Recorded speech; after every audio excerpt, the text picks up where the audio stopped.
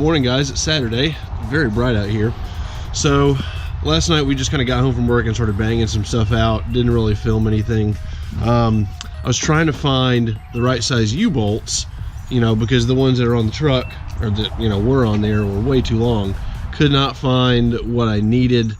Could have maybe had some made, but I didn't really want to wait for that. So instead of spending that money, spent the money on a grinder and you know, just trimmed the one I had, or the ones I had, to the right size I needed. So much better. We needed a grinder anyways. So the passenger side is all done. I think that this gap is going to narrow up just a little bit once I get the truck all the way on the ground. But you can see here we've got our new tire. These are Nitto TerraGrappler G2s.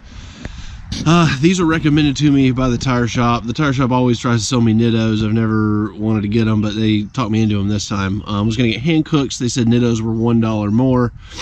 So we went with these. We'll see how they do. These should be roughly the stock size. They're 265/70 17s. So big reduction from the 35s we were running. Reason I wanted to do this is to get some drivability back, to get some miles per gallon back, because, and you know, maybe some better handling while we're towing something heavy. So you know, big sidewalls on 35s are really you probably all washed out because that sun.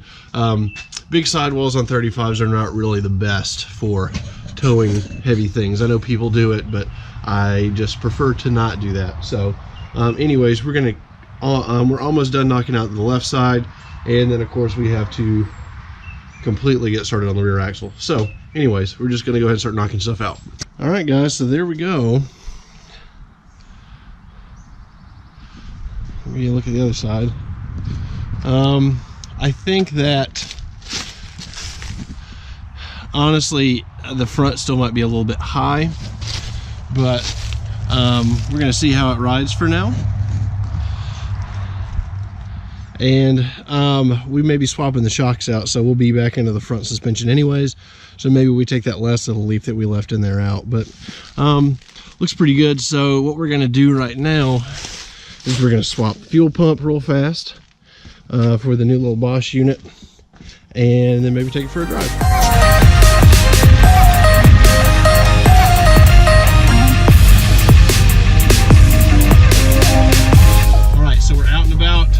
Tires. They're riding pretty good so far. The truck is, you know, since it's a little bit lower, is riding a little bit smoother, is tracking a little bit better. We are still in bad need of an alignment, of course, which is something you should do anytime that you replace your tires. But we hitched the trailer over. We don't have time to go to an alignment shop right now. So we're riding pretty good. You know, the truck is accelerating nice and smooth. I mean, not that it wasn't before, but you know, these tires are nice and quiet. They ride real smooth. I think I've said smooth a lot, but the ride has improved. We're still a little bit bouncy, a little bit floaty. I think new shocks are going to take care of the bouncy part, and then we're going to have to probably mess with the steering box to get some of this floatiness away. But overall, I think a big upgrade. You know, it doesn't look as cool because it's not lifted with big tires, but you know, looks aren't everything with this. So I still managed to keep a little bit of rake in it. I was worried about the front being too high, but I measured it with the trailer hitched up. Trailer's unloaded, but with the trailer on the back, the rear is about an inch higher than the front. So just a little bit of rake, you know, nice overall sort of level look, but I think we're going to retain the ability to not squat too bad with something heavy on the back. If it does, I think what we're going to do, and especially because one day if we want to get a bigger trailer, you know, a gooseneck or something like that, and tow two vehicles, I'm going to put some air ride airbags in the back. I don't think I'm going to do the whole compressor system, but just a couple of bags on the rear axle to help level things out. But right now I think we're in pretty good shape. All right guys, so unfortunately we did not get the fuel pump swap done. The Bosch pump is a little bit different than what I have on here apparently. There's a different fitting on there that it needs to go to the quick connect fuel line that goes up to the motor. So we're gonna have to figure that out. I'm not sure what fitting I need, so I'm gonna call Riff Raff on Monday, see what they tell me. But otherwise the truck ran really good. whole reason we took it out with the trailer is just to kind of give it a test run before we take a longer trip up to Richmond in a few weeks. But as you can see behind me, guess who's back? Another leak developed on the 4Runner, so we're just going to knock that out real quick and make it go away. Nothing very serious, so just a quick fix. But we still are not quite done with this guy.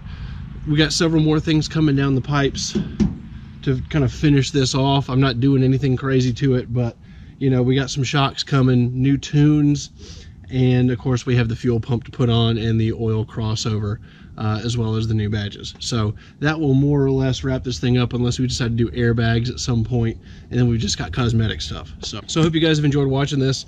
I'm gonna have, like I said, some more of the 250 content coming, and then after that we're gonna have some more Land Rover stuff for you. You know, actually working on some Land Rovers, not just driving them this time. So follow along for both of those types of content coming up, and hope you subscribe and like the video. Thanks.